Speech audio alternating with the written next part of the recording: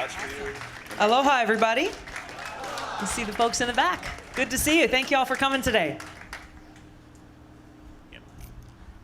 Thank you, everybody, for coming. Hi, my name is Mitch Peel. I'm executive editor of the Post and Courier. Appreciate you all coming out here for the second in our double header of 2020 Pints and Politics today. Just really quick, want to run over a little bit of the house rules. Obviously, big crowd here today. We took some questions from you all before the event, so if you can let our candidate answer, please, without shouting and interrupting, that would be great. If you, like I said, if you had questions, we took them beforehand, so we'll get to those here throughout the event. Very happy to be here for this event today. Like I said, we've had several of the 2020 candidates come through for this event, and our second today, and we'll have one more again on Tuesday. So really appreciate you all coming out today. Jamie and Skylar will be asking the questions, and we're just very pleased to have Congresswoman Gabbard here today to talk with you all and take some questions. And again, thanks for coming out on a warm afternoon, and hope you enjoy.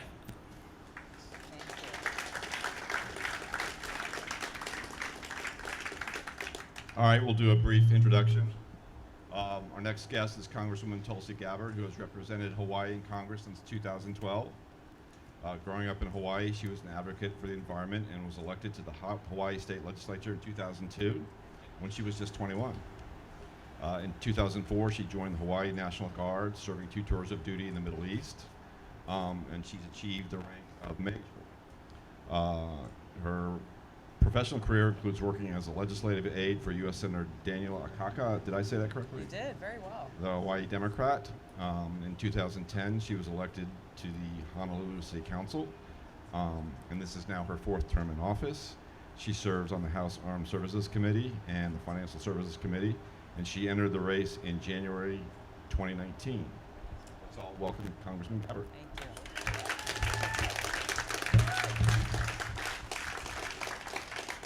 I had one mix-up question for you that I want to start off with. I saw that you had gone surfing. Was that yesterday here at Folly Beach? Yes.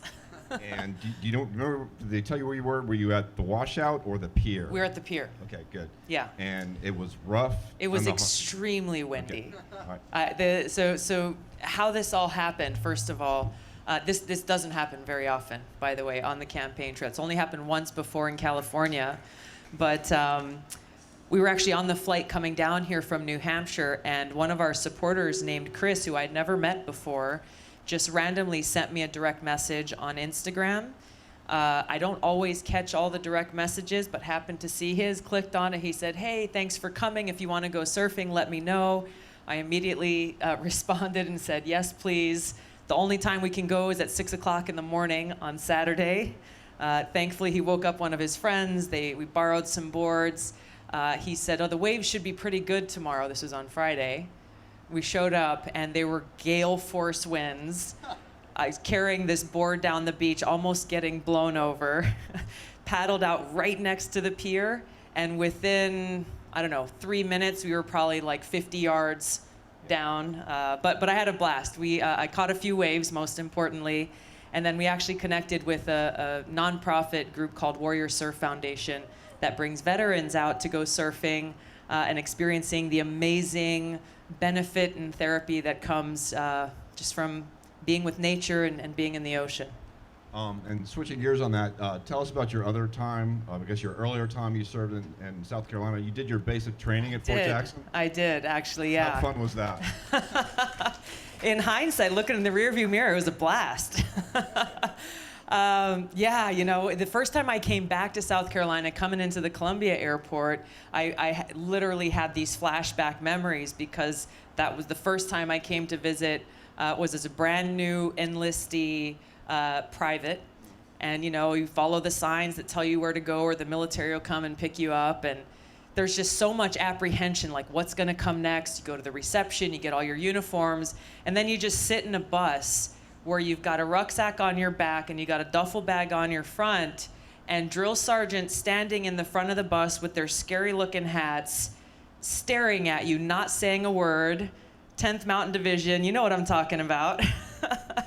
And then as soon as we got off the bus at the quad on base where we were, all hell broke loose, and we had drill sergeants to no end running around screaming at us. And again, in hindsight, great experience. And by the way, it was in the middle of summer. In the middle of summer, I learned what real heat was like. Columbia is famously hot, so Yeah. you really got it. So, you've had a unique advertising strategy in South Carolina. I think there are probably a lot of folks here who have driven on the roads in South Carolina and may have seen your billboards. Can you raise your hands if you've seen? All There you right, go. see, that's what I'm talking about. All over the place. I travel all around the state covering this campaign, and I see them everywhere I go. They Yeah. say a soldier's heart. First of all, tell us why billboards and what a soldier's heart is supposed to mean. I think most of you wouldn't be here if you hadn't seen those billboards, right? No, I mean seriously. If you look at a lot of the folks who have been consistently polling at the top, a lot of this is really because of national name recognition. Obviously Bernie Sanders, Joe Biden, some of these other senators, they're very, very well known across the country. I'm not. My goal, first of all, is for people to know who I am, to ask that question when you see that sign saying Tulsi, huh? Interesting. Who's that?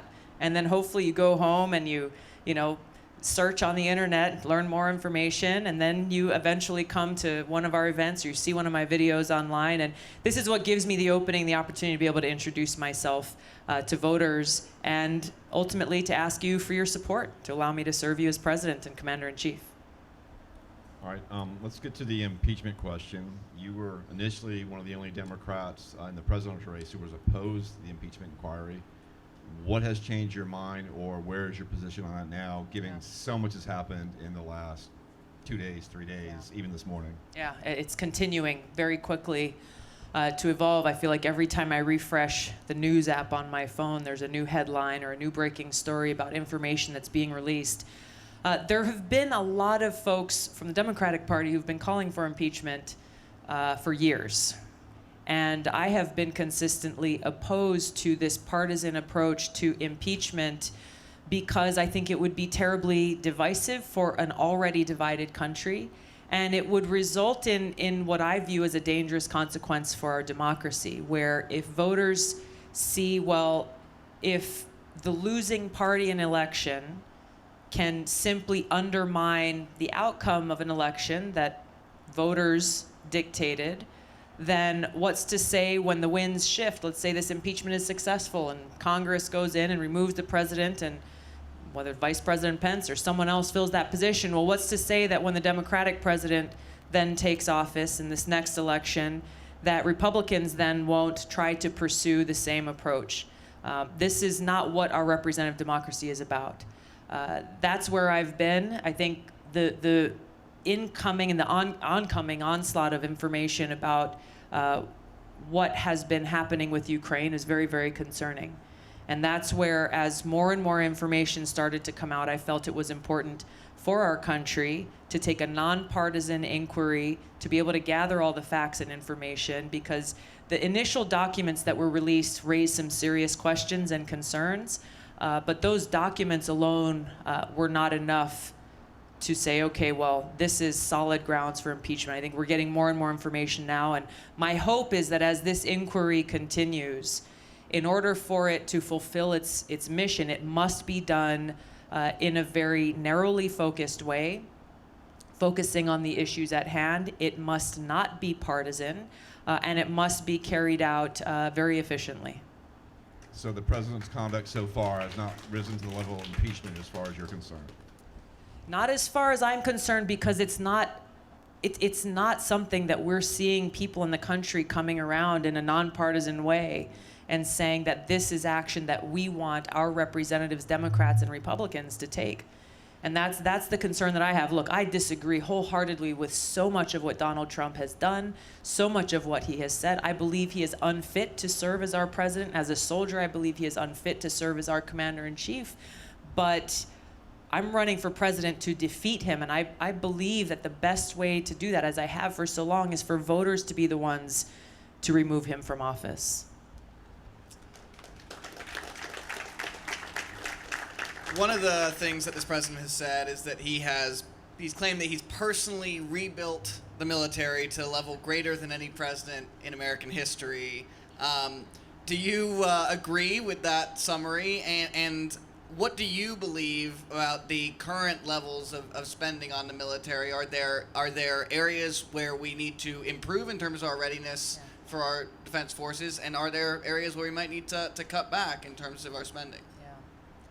I wholeheartedly disagree with that statement. And we only have to look to the president's most recent decisions to send more of our troops, more of my brothers and sisters in uniform, to deploy to Saudi Arabia to protect Saudi Arabian oil, Saudi Arabian infrastructure.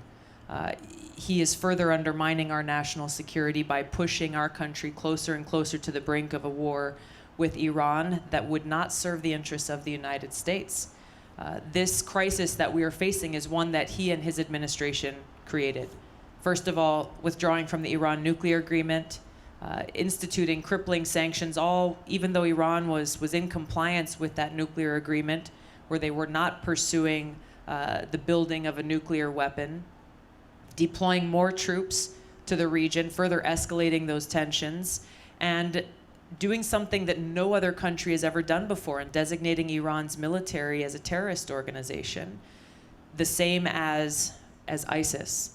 So when we look at where we sit now, where just a spark could start this war, a war with Iran, we've got to be very clear-eyed about what the costs and consequences would be. The war that I served in Iraq, a war with Iran would make that look like a picnic. The cost in American lives and American taxpayer dollars, the pain and suffering and destruction that would happen with not only the Iranian people, but this is a war that would extend across the region, exacerbating a refugee crisis. The cost really is something that's unimaginable, and it undermines our national security interests. When we have our troops so thinly spread, constantly deploying over and over, not twice, not 3 times, but a lot of my friends, they're on their 5th or 6th deployments right now, going back to places like Afghanistan and Iraq and Syria and now Saudi Arabia. They're not having the time back home with their families that they need. They're not having the time back home to have that readiness training that they need, and this is something that's across all branches of service. The readiness of our military is critical. We have to have a strong, capable, ready, trained military in order to serve and protect our country, and that's the key word. We enlist to join the military to serve and protect the American people and our country. And unfortunately, for so long, our military is being used to wage these counterproductive regime change wars, overthrowing dictators in other countries and then nation building in those other countries, costing us tremendously in American lives, but also costing us as taxpayers trillions of dollars. Trillions of dollars. And I know as we go through and talk about other issues, all these things cost money. They require resources. Well, unless we deal with this cost of war, which is why I'm running for president, to end these wasteful regime change wars, work to end this new Cold War and arms race, and redirect our limited resources back to serving the needs of our people right here at home.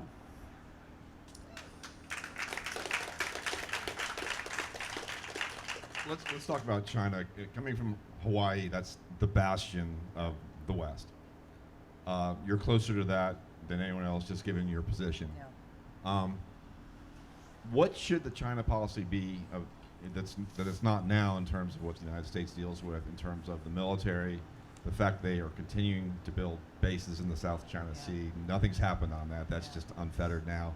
And economically, is Trump correct in the tariff war that he's launched with China? And if president, would you continue that, or would you stop it cold? Two really important questions here. You're right. I mean, for us in Hawaii, we are seen as the tip of the spear as it relates to the United States of America and the entire Asia Pacific region. You know, the posture that our military has taken so far in the South China Sea area, I think, is a really important one that no other country is doing or can do, which is to make sure that we are keeping those lanes of navigation open for commerce and not allowing China to be able to unilaterally claim ownership over those open lanes.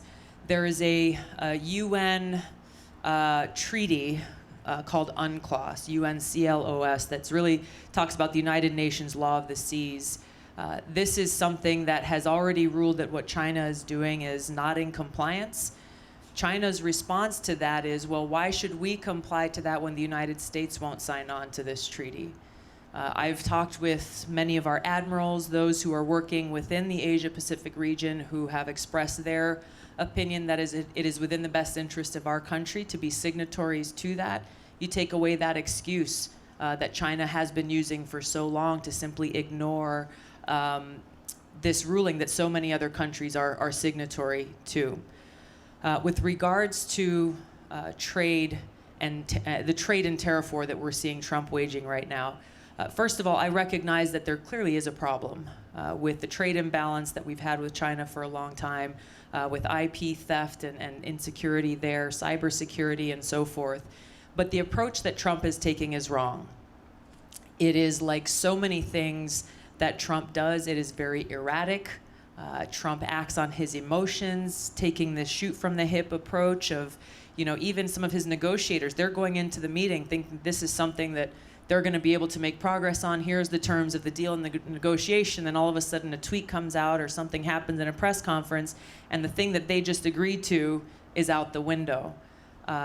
There is so much at stake here, and his irresponsible approach to this is actually hurting our economy. It's destabilizing our economy. It's creating so much uncertainty for farmers, manufacturers, even small business owners who, either import or export to or from China, and they don't know what they're going to have to be able to charge with these, tariffs going from 20% to 30%, and threats saying, hey, we might go up to 50%. So all of this destabilization is something that is detrimental to our economy and to our people. I think we have to undergo tough negotiations to be able to work out those differences, which I think is something that's possible and doable. But the way that Trump is doing this is achieving the opposite effect. And there is a security component to this as well that we've got to recognize. We've got escalating tensions between the United States and China, largely because of this economic trade and tariff war. An economic war can very easily turn into a hot war. And we're talking about escalating tensions between the United States and another nuclear-armed country. So the stakes are very high. We've got to take it seriously, pursue this responsibly, while still leaving areas open for us to be able to work with China on areas of shared interest. Well, let's say you become president. Do you lift or end the trade war on day one, or do you keep them in place and continue to negotiate in that route? That's a hard question to ask, because if you elect me president and I take office in January of 2021, it's hard to say where that trade and tariff war will be. I think the way that Trump has escalated this in such an irresponsible way, I can imagine there will be a number of tariffs that immediately we'd want to pull away.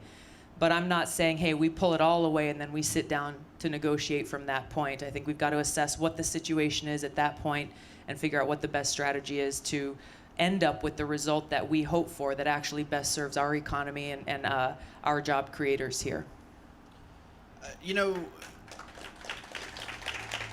When President Trump was running for president, there were elements of his approach, his personal approach to foreign policy, that did not sound dramatically different from yours. I mean, he sounded these sort of non-interventionist notes.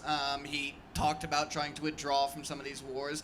And in fact, throughout his presidency, he's continued to talk about trying to withdraw from some of these wars, and oftentimes he seems to have been beaten back by his generals, beaten back by some other Republicans, Lindsey Graham, who is often trying to ensure that he does not withdraw troops from some of these areas. Lindsey Graham's trying to start new wars. Let's just be clear. And so, as you've listened to him over the last 4 years since he started running for president, what do you view as different from from his personal approach to yours, and are there similarities in the way that you view America's role in the world?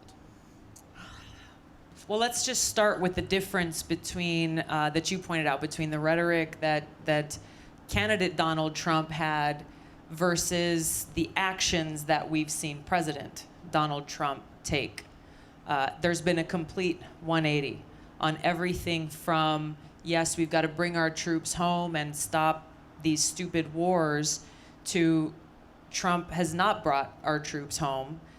He has deployed more of our troops to the Middle East, and he's on the brink of pushing us into a whole new unnecessary war with Iran that, like I said, would make everything that we have seen through our lives since 9/11 look like nothing in comparison to the cost and consequence. So, you know, even if you believe the narrative that, well, Trump has been bullied into breaking his promises or into starting this new war with Iran, or, you know, it's John Bolton, it's Mike Pompeo, it's the generals, it's all of these different people around him. Well, guess who chose those people to be in those positions? Donald Trump did. He is the president, he is the commander-in-chief, and he is responsible. So the difference is in action. How would I be different? Donald Trump said a lot. He has not followed through with his actions. How I would be different is I actually understand these issues. I actually understand foreign policy. I know, unlike Donald Trump, what it's like to wear the uniform of this country. When he chose to use his position of power and influence to avoid fulfilling his duty to serve our country, I chose to serve our country. I know the cost of war. I served on 2 deployments to the Middle East, and in that first deployment to Iraq, I served in a field medical unit in 2005. It was during the height of the war, where unfortunately we were taking a lot of casualties, and every single day we all experienced that terribly high human cost. So I understand in a deeply personal way the cost and consequence of the decisions that the commander-in-chief makes. The experience that I have in Congress, serving there for almost 7 years on the Foreign Affairs Committee, the Armed Services Committee, the Homeland Security Committee, I understand deeply how important our national security is and how our foreign policy for so long, including under this president, has been undermining our national security. This is what sets me apart, not only from Donald Trump, but from previous presidents who've made similar promises and not carried through on them, is that I have the experience, the depth and understanding, and I think most importantly, the conviction that comes from that will ensure that every one of you knows that I am prepared to walk into the Oval Office on day one to fulfill this responsibility as Commander-in-Chief, and that I will not bow to the influence of the military-industrial complex, to the influence of the foreign policy establishment, or to those general officers, because I know who I'm there to serve, and it's not any of them. I am there to serve and be the voice for my brothers and sisters in uniform, our fellow veterans, every single American and our country. We have spoken a lot about foreign policy right now so far, but you poll Democrats, it's not their top concerns. Why do you think that is when it's kind of the president's primary role? And based on top of that, what are some of the target issues outside of foreign policy that you think you're uniquely set up to handle in terms of the White House? Yeah, this is an important question because it's not a top of mind issue for most folks. We're lucky if we get maybe one question or two at the televised presidential debates that we've seen this year, but also if you look at previous elections. And you very rarely hear other candidates talking about it. We were at the Blue Jamboree yesterday, and someone who was attending there came up to me. I'd never met him before, and they said, "Wow, you were the only person who talked about foreign policy in your remarks," which is really strange, given what you just said, Skylar. The most important responsibility the president has is as commander-in-chief. Seems like that'd be something you'd want to focus on a little bit. I think the cost of war is something that the media is not focusing on very much, if at all. Not focusing on not only how many of our men and women in uniform are still being killed in combat now, but also they're not focusing on how our taxpayer dollars are being spent, and why every time you hear from politicians saying, well, we don't have enough money for health care for all, we don't have enough money to make sure that every single American has clean water to drink, in this country, that we still have people in Flint, Michigan being poisoned. We don't have enough money to shore up and ensure the resiliency of our communities like yours here that are experiencing flooding here during the middle of the summer. There's just not enough money, not enough money, not enough money. You hear this all the time, but they're not addressing the fact, well, where are our taxpayer dollars going then? If there's not enough money for all the things that are important to us and our families, those things that do poll highest, when people ask, what are you most concerned about? Well, those dollars are largely going to pay for more of these counterproductive regime change wars, this new arms race that we're in with billions more dollars being used to build new nuclear weapons and new missiles. And this is why so much of my campaign focuses on this issue of the cost of war, because it is central to every other issue we face. It is central to our ability to make sure that we can provide those resources to ensure the safety, the health, the well-being of our loved ones in our communities, whether we're talking about things like healthcare, or we're talking about things like protecting our environment, addressing climate change, making the kinds of big transitions that we need to see there. To the second part of your question about what other issues, look, healthcare is a top of mind issue. Climate change is an issue that is so important to so many people. It's something that I've been very passionate about, protecting the environment since I was a kid growing up in Hawaii, and something that I understand the serious implications of. There are a lot of issues that are important to all of us: education, infrastructure, and so forth. We've got to come together to be able to tackle these issues. Addressing the cost of war is central to our ability to redirect those resources towards making sure that as we change our policies, that we have the resources to be able to deliver on those policies. I've got a question from the audience that falls into that. You talked about the wars becoming too expensive, but I think the figure I read today was there's 50,000 wounded veterans from those recent wars. What needs done to deliver care for them? Again, it's money. Yeah. What we keep hearing. Why isn't that done, and why are we even having this conversation that veteran needs aren't being met, period? Yeah. This is such an important thing, because too often the answer that you hear is, well, the VA is underfunded.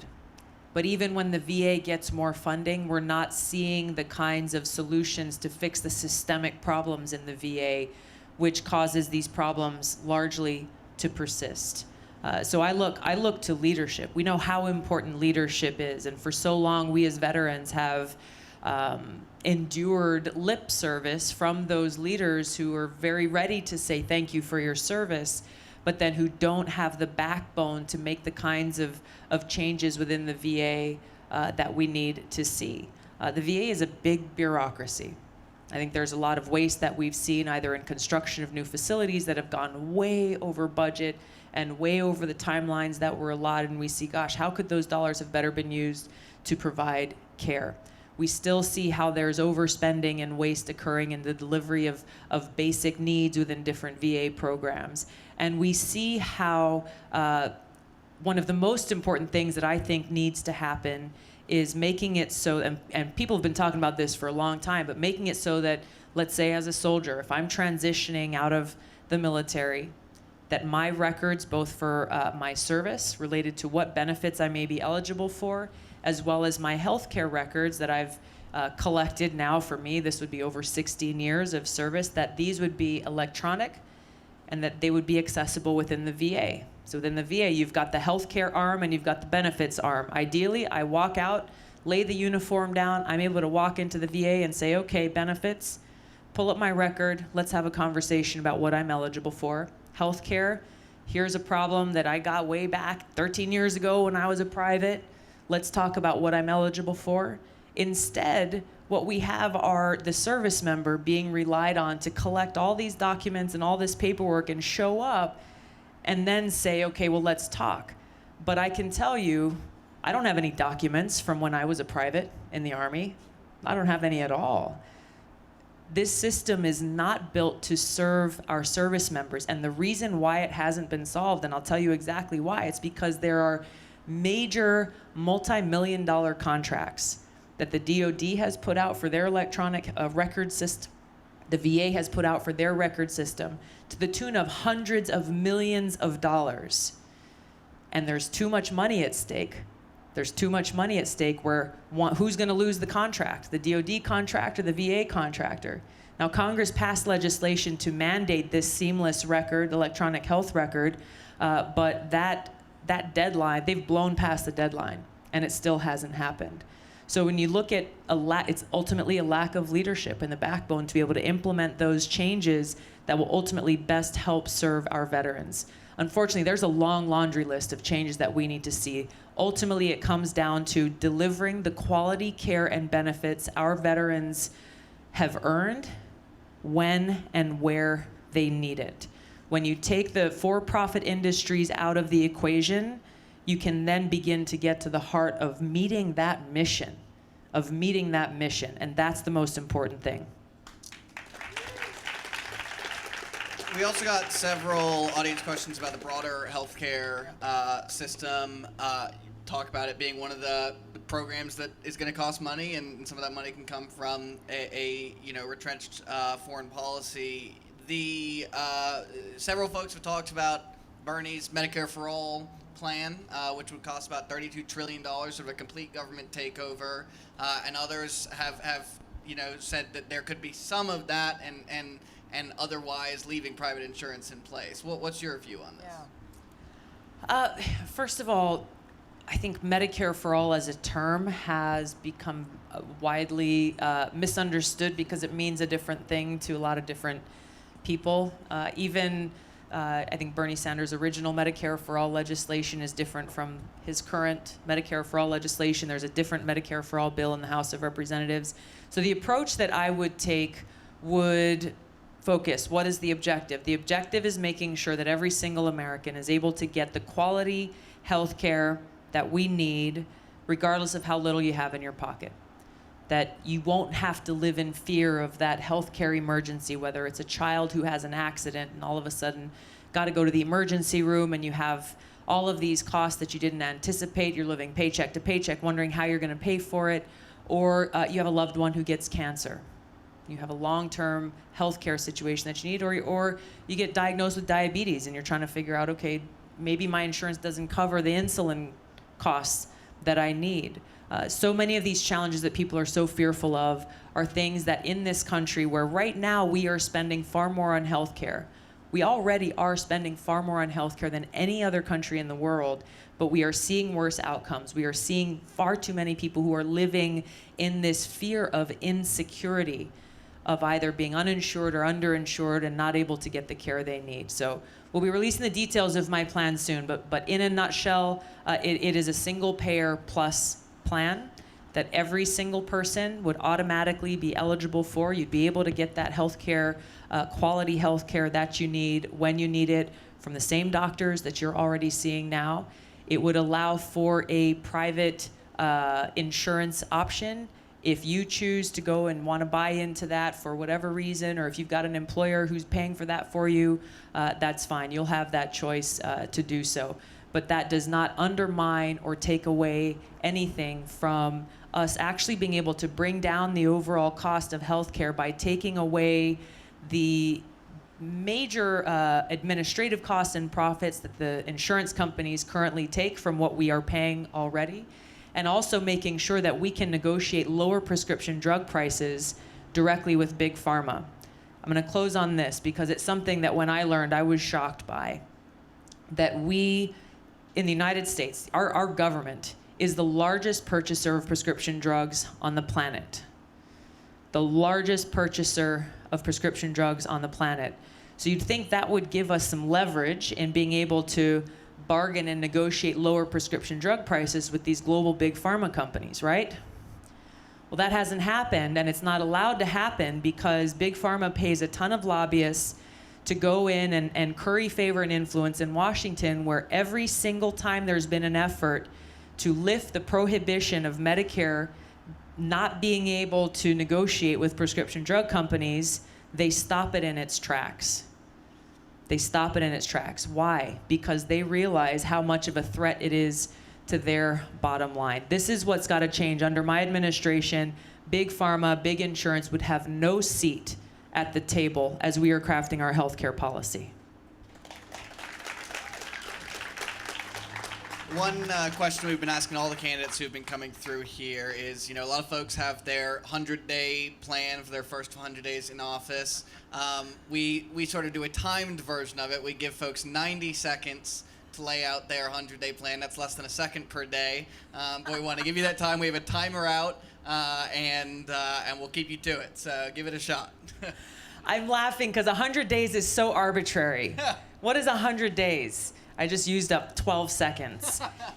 Look, here's the first thing that I would do, and I've talked to you about what this is. The main things that we've got to do is address the existential threats that we are facing as a country today.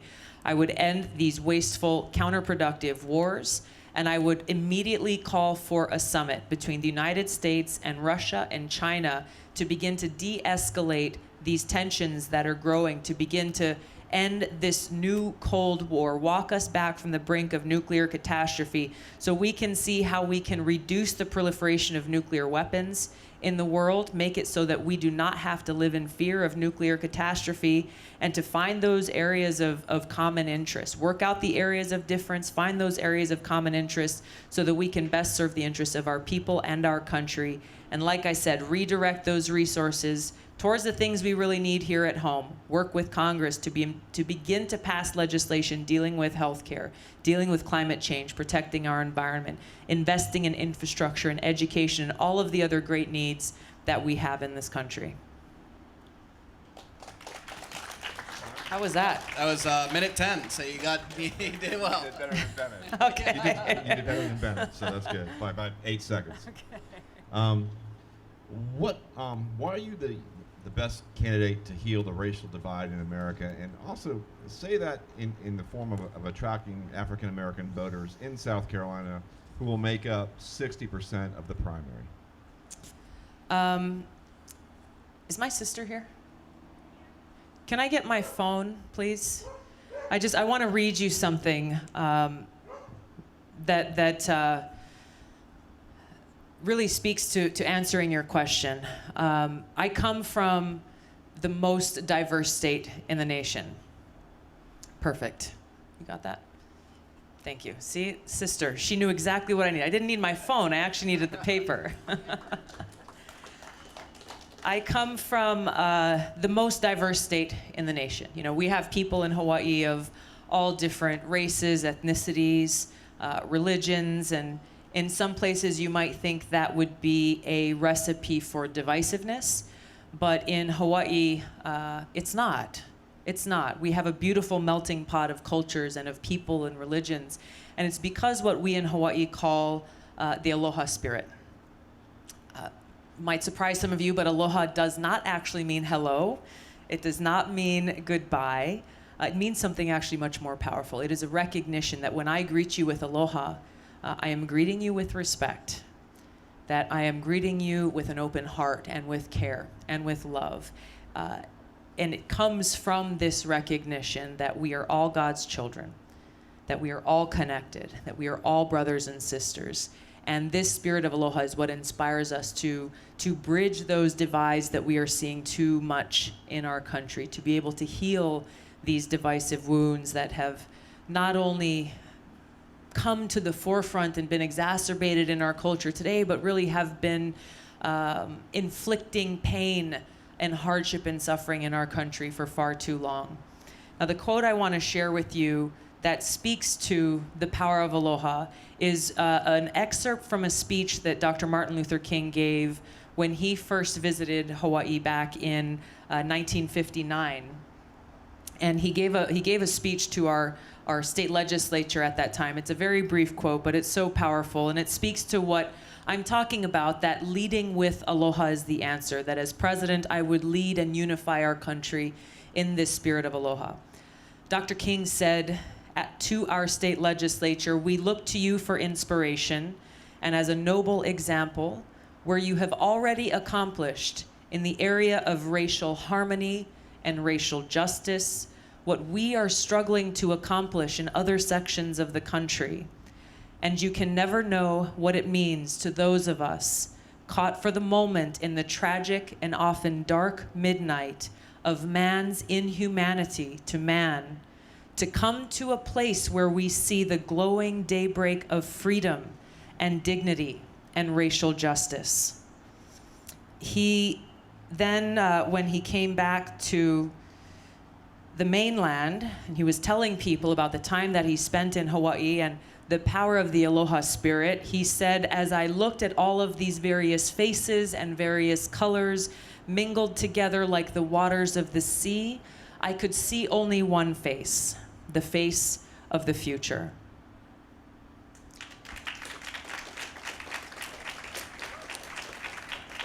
Really powerful and impactful words of what he experienced in Hawaii, the bonds that he made connecting with many of our leaders there. And you remember, if you look at the old pictures of him walking across that bridge in Selma, he was wearing a lei that people in Hawaii had brought there for him. It is this power of aloha, this reminder of what connects us all, yes, as children of God, but also as Americans, remembering our Constitution, the freedoms and liberties enshrined in that Constitution that promise us equality and justice for all, reminding us that we are far from achieving that today. But when we stand united based on those principles, working together towards that more perfect union, we can and we must achieve that. This is the spirit of leadership that I would bring to the White House. All right, I'm going to ask a reader question. This reader actually took time to print out their question, type it up, and print it out. And they say they're an avid supporter of your campaign. This question may apply to several other folks, a bunch of folks wearing Tulsi t-shirts here. This person says that they often engage in social media and are met with much vitriol towards you. Comments such as you're a Jill Stein clone, are anti-gay, a Trojan horse, a cultist, and a traitor for meeting with Assad. Can you, one, give me some ammo to help dispel these concerns? And two, do you think America is ready for a vegetarian Hindu president who enjoys yoga, surfing, and is deeply committed to the tenets of love and peace?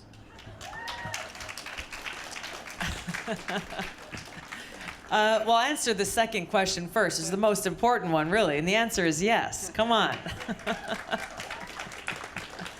And here is no joke. First of all, I'm going to detract just a little bit here. I want to recognize all of you who are wearing like the coolest Aloha shirts here today and dresses.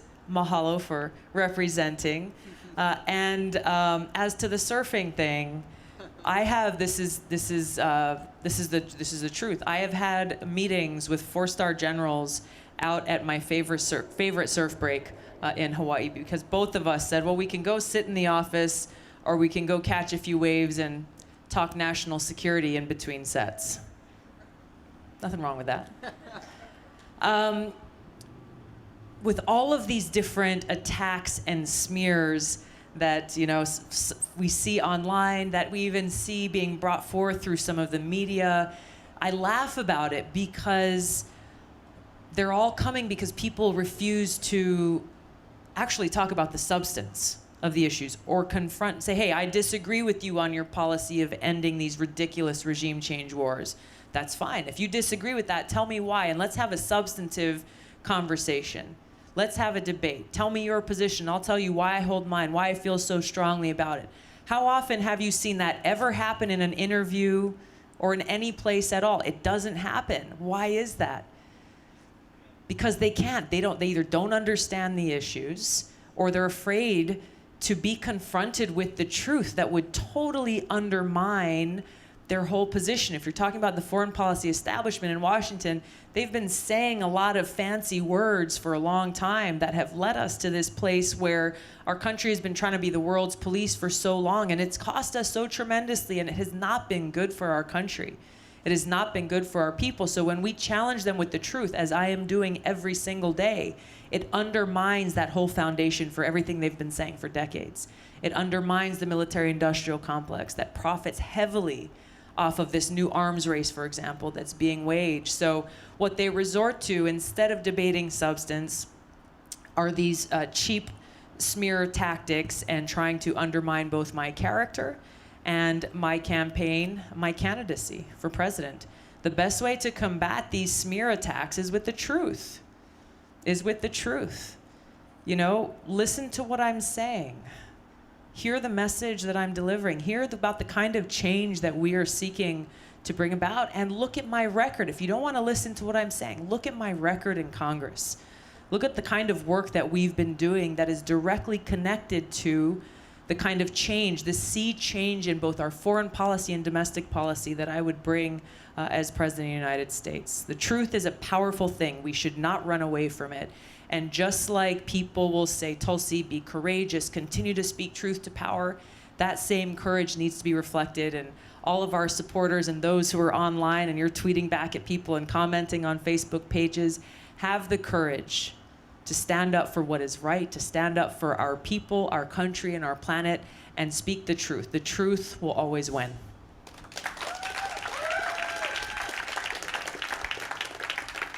All right, you are qualified for the October debate, Yes. but you did not qualify for the September debate. So we're going to ask you a question that you didn't get to answer or were asked to from that time. I think that's cheating a little bit. No, I'm joking. Go ahead. Pushing the tape backwards. Should American foreign policy be based around the principle of climate change? And if you agree with that, how would you continue to keep the U.S. at a strategic and economic advantage if other nations don't follow suit? I think our foreign policy should be centered around, let me frame it this way. The kind of foreign policy that I would lead with is one that is based on cooperation rather than conflict. Now, we've gone over a lot of the major changes in the overall foreign policy that I would take. Unfortunately, especially in Washington, the changes I'm talking about are often misconstrued as, oh, well, you just want to turn your back on the world, you want to be an isolationist, you want to just look inward into our country and leave the world behind. That is not only completely incorrect, but it's very revealing about the culture that exists within our foreign policy establishment that says, well, if you're not dropping bombs on other countries, and if you're not escalating crippling sanctions, then obviously that means you're not relating with other countries in the world, as though that is the only way to do so. It's pretty sad when you really think about it. I would lead with a foreign policy based on cooperation rather than conflict, being a leader in the world in areas related to climate change and others. Leading with a foreign policy of cooperation will allow us to be able to build and rebuild relationships with other countries so that we can exercise the leadership in the area of climate change that we need to see.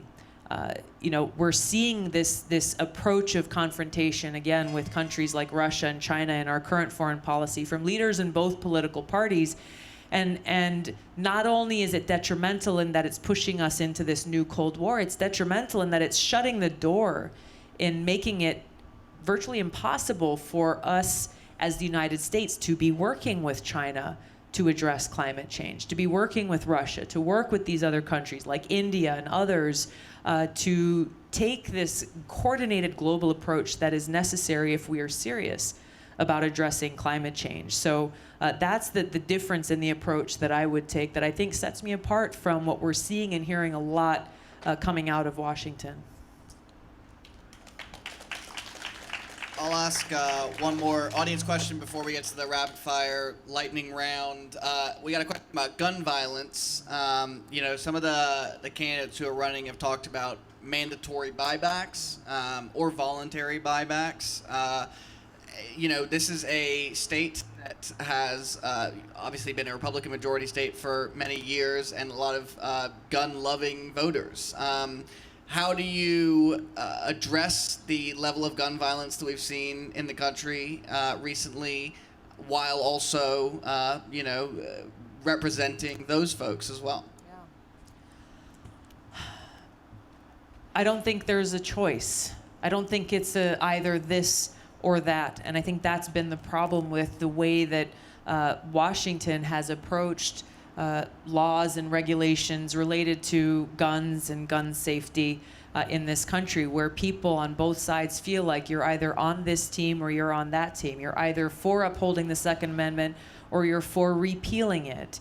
When I know that the vast majority of the people in this country believe, as I do, that we can uphold our Second Amendment while also being able to ensure that there are sensible gun safety laws in place that would make it so that those who would seek to do harm to others for whatever reason are not able to get their hands on these guns that would help them to do that. There are there are pieces of legislation we've already passed through the House of Representatives that would do that. Bills that would have directly prevented the shooting that took the lives of those 9 people who were going to church on Sunday right here in Charleston. We just stopped at the church actually right before coming here to talk to the pastor about the work that they're continuing to do to bring people together, and that's really what we've got to see. If you see the extremes on both sides, and you see a lot of fear being fomented, a lot of fear coming from people who are afraid of going to school, going to church, going to the grocery store, filling up your gas at the gas station. When you see all of the different places these mass shootings have occurred, we've got to be able to come together as a country, recognizing this isn't a Democrat or Republican issue, really. It's not. It's about our lives. It's about the lives of those that we care about. And yes, there is a legislative component to this that will close the loopholes that exist within our universal background check law, actually close those loopholes that will provide due process with the red flag laws that are in place that ultimately will help keep people safe without threatening anybody else. This is the kind of approach I know we need to take as a country, and if I were president, no, I would not take action by executive order if Congress fails to act, because this is change that has to come from our country, for our country. If we issue the kind of ultimatums that you're hearing, well, if Congress doesn't act, I'm just going to do this by executive order. Well, guess what? Donald Trump is doing a whole lot of that. He's saying, well, if Congress doesn't do this, I'm going to do it by executive order. And he's doing exactly that. And we're criticizing him for it, as we should, because it's an abuse of power. Well, we can't go and say, well, when I'm in office, I'm going to do the same thing if Congress doesn't do their job. No, you've got to go through and do the work, working with Democrats and Republicans in Congress, reaching to people, reaching out to people all across this country. And yes, that includes members of the NRA.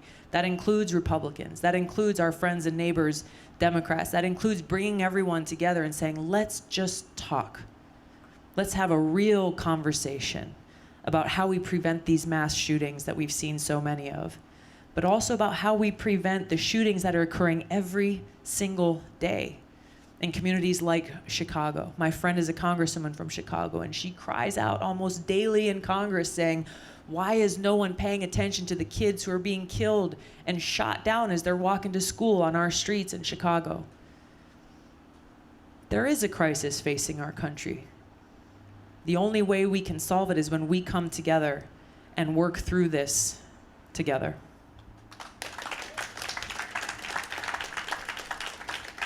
All right, we're going to wrap it up here. Another good conversation.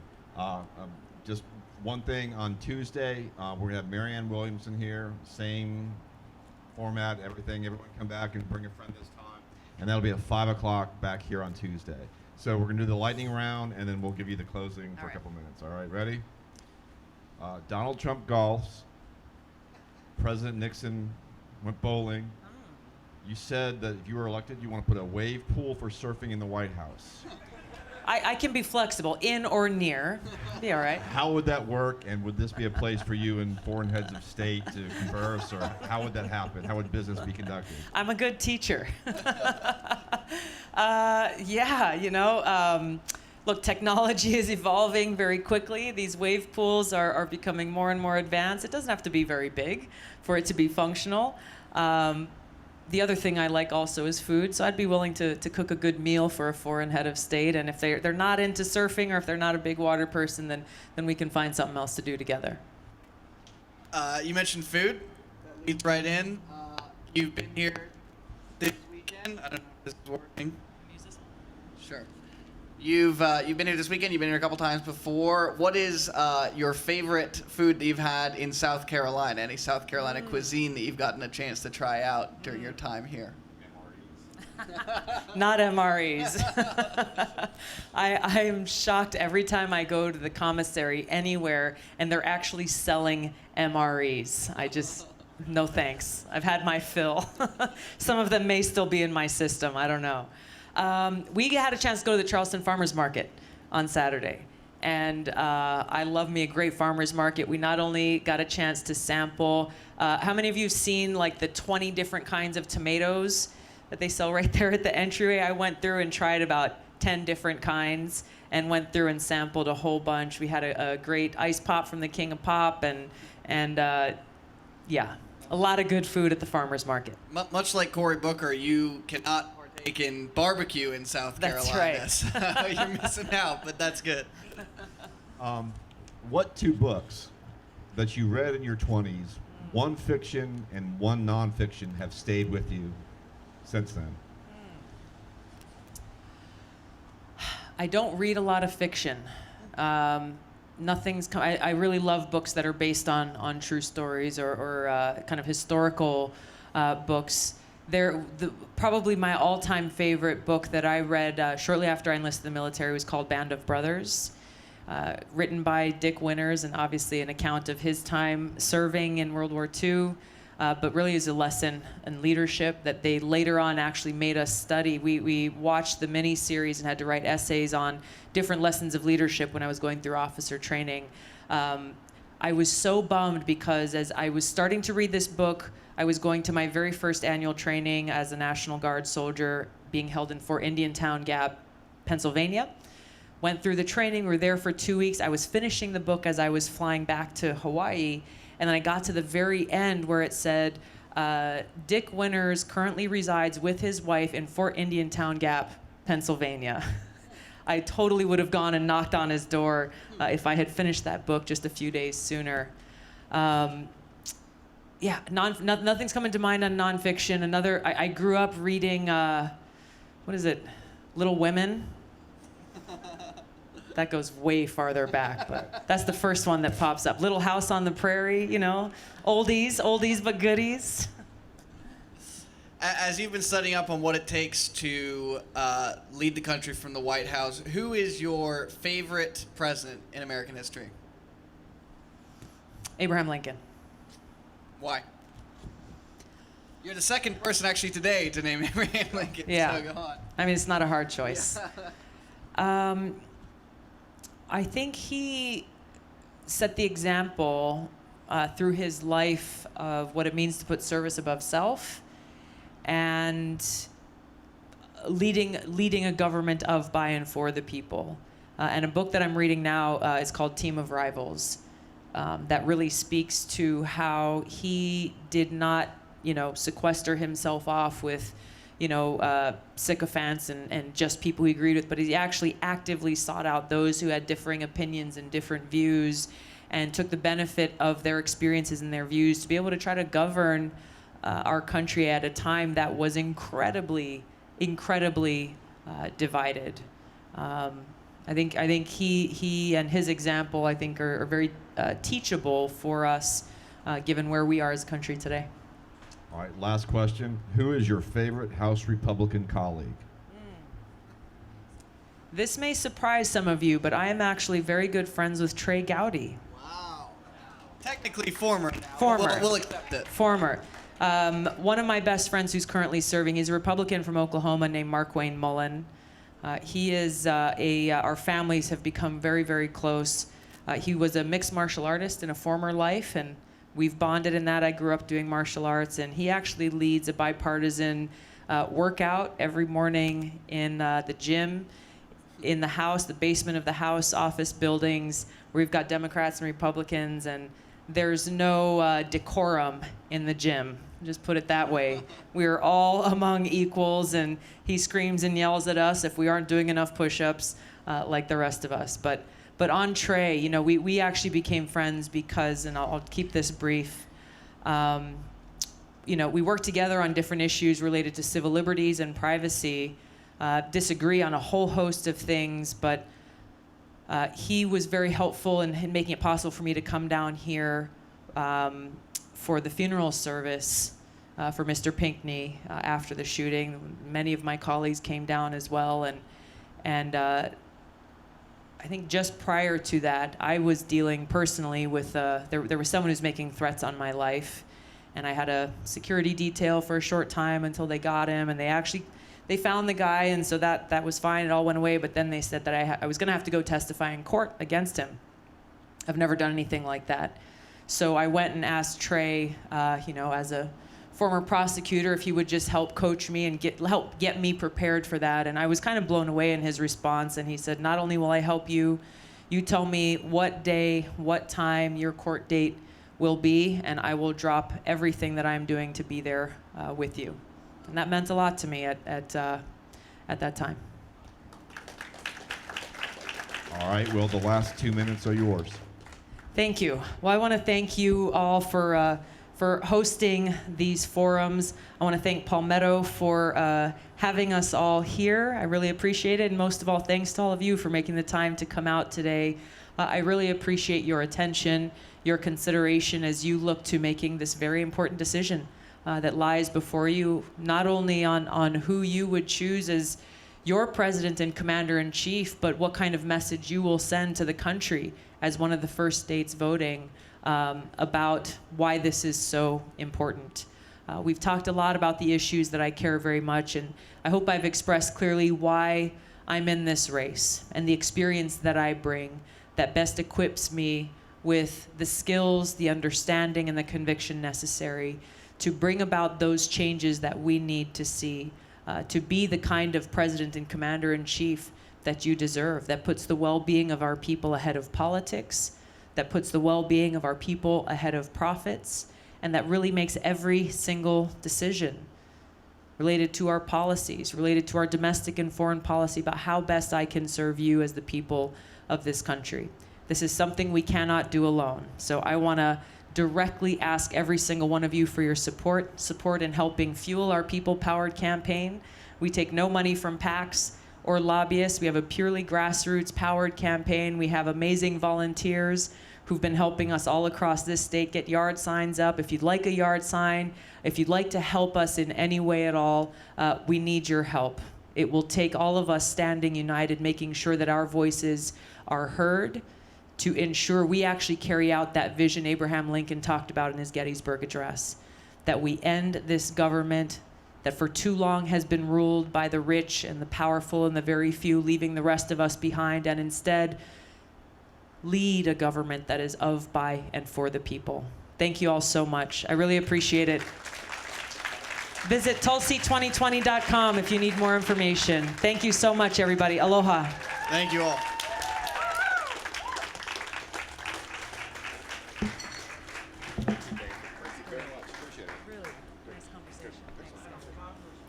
How are you, sir? I am an old veteran. I served 7.5 years in National Guard and Reserve, and then 22 years as active duty officer. Amazing. Yeah. Thank you for Could all of I your get service. a picture with Absolutely. you? Let me come down and I'll